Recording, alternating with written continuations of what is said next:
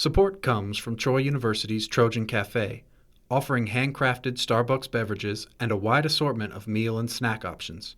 Located on Troy University's Montgomery campus, across from the Rosa Parks Library and Museum. From Troy Public Radio, Troy University, and the Wiregrass Archives in Dothan, Alabama, this is It Came from the Archives. I'm Greg Phillips. Each episode, we delve into the archives to bring you a topic, introduce you to someone new, or tell you a story about the Wiregrass region and the surrounding area. Our guide is Dr. Marty Olaf, director of the Wiregrass Archives at Troy University. In today's day and age, you probably wouldn't ask your doctor for a loan. But in early 20th century Southern communities, doctors often doubled as entrepreneurs and merchants and kept running tabs for their patrons. One such doctor was Dr. Curtis Espy of Midland City, Alabama, whose handwritten business records are preserved in the Wiregrass Archives. Now, Espy's a big name in southeast Alabama. There are plenty of Espys still around. One branch of the family helped to found Houston County. Espy is one of the names of the legislators who presented legislation to create Houston County from Henry County, and I have to say, Henry Countyans are still not happy about that. Some grudges die hard. Some grudges die hard, yes. Although it's not a serious grudge. I mean, it's not a football grudge. It's just a grudge about being shrunk down. Anyway, I can't tell you if the subject that we're talking about today, Dr. Curtis Espy, is a member of the Espy family of Henry County, but I suspect he was because he came from Abbeville. He was born there in 1876. He graduated from the Southern College of Medicine and Surgery of Atlanta in 1904. And here's what I think is pretty interesting.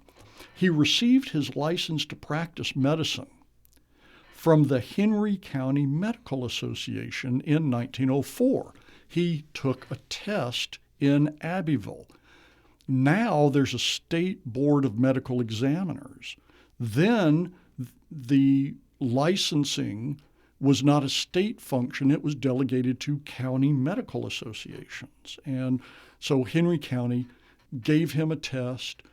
He passed it, and then he was licensed to practice medicine in Henry County. So in 1905, a year later, I think he practiced in Abbeville for a little bit.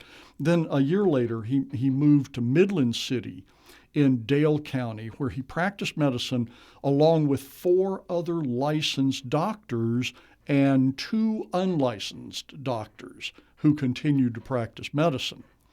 Midland City had been an area that was settled in 1840, and it was only after the Alabama Midland Railway laid track through there in 1889 that Midland City grew large enough to be incorporated. And that happened the next year, 1890. And for people that drive through there today, these railroad tracks are a staple of Midland City. You can't drive through there without crossing multiple railroad tracks. Yeah, you got to cross the tracks to get there. In fact, one of the previous episodes of It Came from the Archives discusses a terrible traffic accident that occurred because a car didn't make it across the railroad tracks in time. But yeah, that's a big part of Midland City. It was what you might have called a whistle stop for a long time. Really, it was a place where trains could refuel and could re-water in particular. Once trains switched over to coal, they didn't have to take on new wood very frequently. They didn't have to take on new fuel very frequently, but they did have to stop about every 5 miles to take on more water to run their steam boilers that provided traction. So that's why you see all these little communities along railroad lines. And of course, with the railroad comes a little bit of prosperity. So Midland City in the 1900 U.S. Census had 304 people, and in 1910 it had 539 people. Not extreme growth. Dothan grew very rapidly because of the railroad. Enterprise grew rapidly in a very short period of time because of the railroad. Midland City doubled its population almost, but it's not a huge growth. It didn't multiply by 10, for example. So The point being, though, that Dr. Espy, when he moved to town in 1905, then was in the middle of this bit of a growth spurt that Midland City was enjoying. And being a licensed physician, he would be in higher demand than he would have been just a few years earlier. Yeah, and I think being in Midland City may have put him at a competitive advantage as well relative to being in Abbeville, which is a much more established town. It wasn't growing as rapidly. A number of physicians were already established there. Midland City was a little bit of a frontier town. Not that it was out in the frontier, but it was growing at a pretty comfortable pace, and so there was a lot of opportunity. Dr. Espy, first name was Curtis. He was an active member of the Dale County Medical Association for 10 years, from 1905 till 1915. He was a delegate to the state meeting from Dale County in 1913, although by 1916 he had let his membership lapse. And then he resumed it in 1919. Well, part of the problem there was that doctoring wasn't as lucrative as he wanted it to be. He wasn't getting rich off of being a doctor, and he wanted to be much more wealthy than he was. So he was pretty ambitious. He had a railroad town that was growing at a pretty good clip, and so he was seeking some business opportunities. That's not unusual. Let me make an aside here. One of the things that we think we know about the textile manufacturing business in the late 19th century, 1800s, and early 20th century is that Northern capital came down and established textile mills. Well, that's not what always happened. In large part, doctors and similar professionals pooled their available capital, began a textile mill, and then sold it to northern investment firms, much like venture capitalists now, sold it to, and hedge funds, sold it to these investment firms who then sent managers down who could run it much more efficiently than local talent could run it. So the point being that doctors and dentists and lawyers in these small towns throughout the South were always looking for investment opportunities. In many cases, they were boosters as well of their communities. So they would invest in businesses that were not only profitable, but businesses that they were willing to take a risk on in order to grow their towns. And I think Curtis Espy really fits that profile from what we know. Doctor, not making as much money as he wanted. In 1906, a year after he got there, he opened a livery stable to take care of horses and mules. And then in 1908, he added a mercantile store. And then in 1909, organized with a couple of other investors, the People's Fertilizer Works of Midland City. Fertilizer was an enormous business, particularly in the wiregrass, because we tried to grow cotton in soil that was not conducive to cotton growth. So we required enormous amounts of nitrogen-based fertilizer to be added to the soil. You had to dress those crops. One of the reasons that peanuts and cotton work so well together in alternating years is because peanuts are a legume that fixes nitrogen in the soil, and cotton is a flower, basically, that pulls that nitrogen out of the soil at tremendous rates. It needs a huge amount of nitrogen to make it work. Anyway, so he founded this livery stable, the Espy Mercantile, and the People's Fertilizer Works of Midland City. That People's Fertilizer Works had a capital stock of $5,000 in 2018. The last year for which I have checked statistics, it was $142,000. Wow. That was a little low, but still you can make a local thing work for that amount of money. The Wiregrass Archives has the books of the Espy Mercantile Store, literally ledgers in which the store clerk would write a person's name at the top and just keep a ledger of what they bought, and if they came in and they paid, then they'd keep they make an entry, it's double entry bookkeeping, make an entry for what they paid in and then have a running balance, and at the end of the year, you'd settle up. The book would be copied, you'd be sent a letter with your transactions enclosed and with a request that you pay up, and you'd get that at the end of the harvest because most people made their money off of the harvest. That's so interesting given how transactions work today. The idea of just, okay, you can pay me later when you have the money, that's kind of a foreign concept in a lot of ways today. Well, yes and no. Except for the credit system, I guess. Well, yeah, we have. It was a credit system prior to the development of credit cards. Credit cards didn't come onto the scene until the Diners Club card of 1957. Its success in people actually paying what they owed led to the development of Visa and MasterCard and American Express and other credit providers. And now, of course, we have virtual credit providers that operate on the same thing. But this was well before that kind of thing. And it lasted for centuries, this kind of credit extension. People didn't have cash. And there's no middleman. It's the store and the customer, right? Right. It's the store and the customer, although you might say that the store was the middleman. And of course, like any enterprise of that nature, it's extracting profits from as many ends as it can possibly extract them from. But it was providing a service that people couldn't get any other way and goods that they couldn't get any other way. Were all merchants completely honest? Well, maybe they jacked up their prices. Maybe they charged interest. It's hard to say.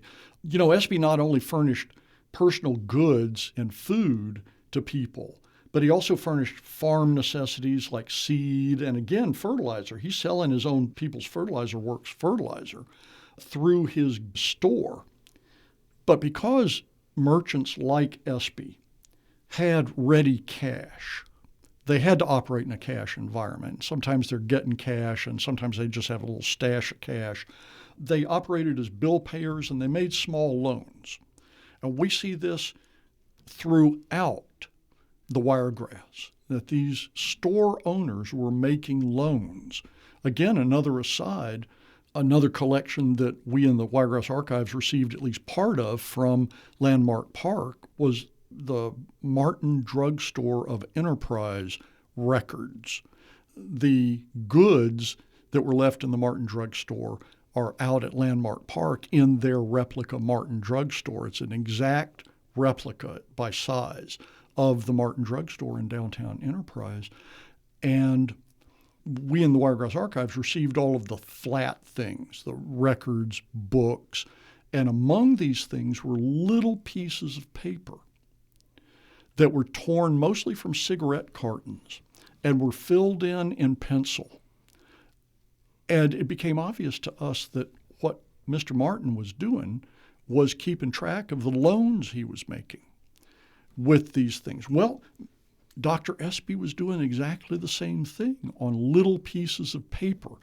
People would write him a note and say, "Would you please let me have some money?" A woman named Mrs. Holmes, for example, asked through one of these pieces of paper to be sent $5 with the person that delivered this note. "Dr. Espy, will you please loan me $5? Which was a pretty good chunk of change then. A guy named Mr. Cunningham asked Dr. Espy to pay a third party what Mr. Cunningham owed, which was a little bit of money for picking cotton. And then another person named Mr. Williams asked for 50 cents. "Will you please send me 50 cents? We think of small amounts like this as being kind of silly to be borrowing with a record trail, but then it was a fair amount of money. People were cash poor even if they were land rich. All of these requests that I just talked about were sent to Dr. Espy on little scraps of paper. People didn't have notepads. They'd tear off a piece of paper and write on it, and then he'd charge that request for money to their ledger account. And at the end of the year, they would pay up. So in 1907, to go back to Dr. Espy and his personal life, he'd been in town for a year or so, and then he married a lady named Florence Kelly, who was a member of one of Midland City's founding family. Again, that was in 1907. The 1910 census doesn't list his occupation, though it does record that a local school teacher boarded at the Espy house, and that was not unusual either. Part of the pay of school teachers was often room and board, as well as a small amount of cash every month. Espy did pretty well, though, in all of these things. The 1930 census lists his residence as worth $5,000, which is a remarkable amount, and it lists him in his occupation as a plantation owner. I tell you, you can find out an enormous amount of information by looking at the federal census, and you can access that directly through the census, the manuscript censuses. You can access that through services like genealogybank.com and ancestry.com and similar services. 1940, Espy was reported by the census as a farm manager, and when he died, his obituary listed him as a farm manager. Now, the family had a pretty vast set of holdings, and they grew a bunch of cotton. When did he die? Approximately. I want to say 1951, but I believe he died in the early 1950s, for sure. He and his wife, Flowers Kelly, had 3 children. Their names were Virginia, Nell, and Jim. Virginia supplied a lot of information to the historian of Midland City, Annette Shira, who wrote for the Midland City Centennial in 1990. And we have a copy of her book, which is privately published, so it's very hard to get hold of, in the collections of the Wiregrass Archives. That's the Annette Shira collection. And her book is the Centennial History of Midland City. That's record group 041. Jim Espy served on the city commission from 1936 to 1940. He signed the state charter for the FFA, the Future Farmers of America. He was one of the founding members of the Alabama Future Farmers of America. He took over the family businesses in late 1940s, and in 1968, then Governor Lurleen Wallace appointed him to the Dale County Jury Commission. Now, Nell may be the most interesting of all, though we don't really have much about her in the Wiregrass Archive. She became a social worker and a public health advocate, and the health sciences buildings at Wallace Community College was named for her. Wow. That's leaving a legacy. That is leaving a legacy. And the entire family has left quite a legacy in the Midland City area. When you find a collection like this and an individual like this in a town like this, what does it tell you about the community of that era as a historian? What are you able to learn about the way that people did business with each other, the way that people communicated with each other from that time period? All of these pieces of evidence, newspaper accounts, official listings like in the Dale County Medical Association records, which are few and far between, the material that we find in the Espy collection itself, we consider those to be traces. And if you do any genealogical work, you really know about this. There's a dot of information over here and a dot of information over there and a little body of information. And so much of it is not directly related to the person. It's contextual information. You find out a little about what was going on in the town, but then it works in reverse too. Some of these directly related pieces of information, that is, information directly related to the individual you're interested in, as you rightly noted, shed light on what else is going on in the town. But you attack the problem of what was life like from both directions, from that individual's direction and from the context direction. Otherwise, you won't have a complete picture.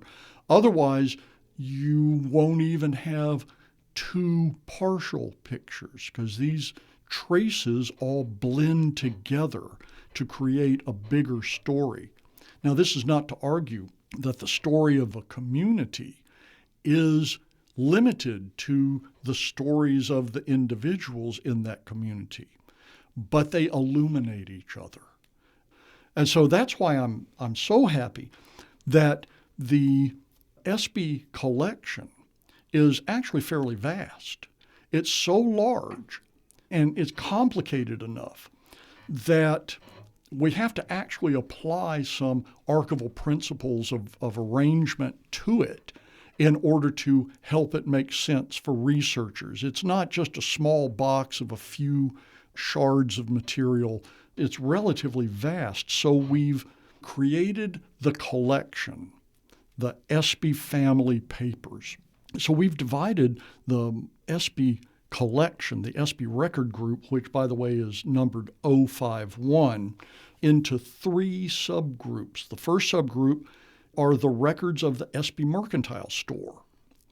And in there we have what we call 3 series types of records. We have business receipts and correspondence, 52 file folders of business receipts and correspondence from 1923 to 1956. We have Series 2 is cleared checks from 1921 to 1958, which takes up the space of a cubic foot. And we normally wouldn't keep that many canceled checks and cleared checks, but I think there's still a lot of work to be done on Espy, and so that kind of material can be used to see what mercantile flow was like. And then, of course, we have Series 3, the business ledgers, from 1920 to 1958, which are 2 folders and 38 annual ledgers. So you can track this business across all 38 years. There's one for each year from 1920 to 1958. We have a second subgroup called the Espy Cotton Gin records. They began with ledgers and receipt books from 1906.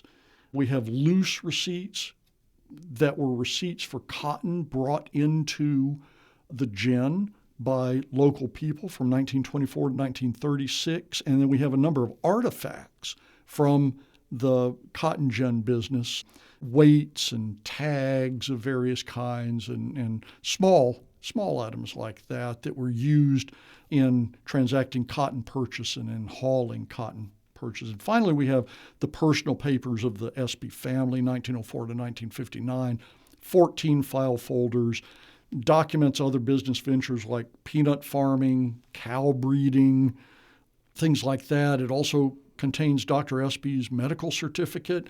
It contains a cattle herd genealogy that he was interested in and some records of their peanut farm. So he was very diverse. The family was very diverse in its business interests, and it all began when he moved to Midland City from Abbeville in order to ply his trade, practice his profession of a medical doctor, and it wasn't quite as lucrative as he wanted it to be. So we've reached the end of this episode, but definitely not the end of the Wiregrass Archives. There is still so much to discover and so many more stories to be told on this podcast. You can find more information on your own at troy.edu/wiregrassarchives. If you like this podcast, be sure to tell a friend. And we'd love it if you left a review in the App Store. It helps other people find the show. I'm Greg Phillips, joined as always by Marty Olaf, director of the Wiregrass Archives in Dothan, Alabama. This episode was recorded in the studios of Troy Public Radio and was produced by Austin Toy and Joey Hudson with help from Kyle Gassett. Thank you for joining us for this episode. We'll be back again soon to tell you another story, and you'll know it came from the archives.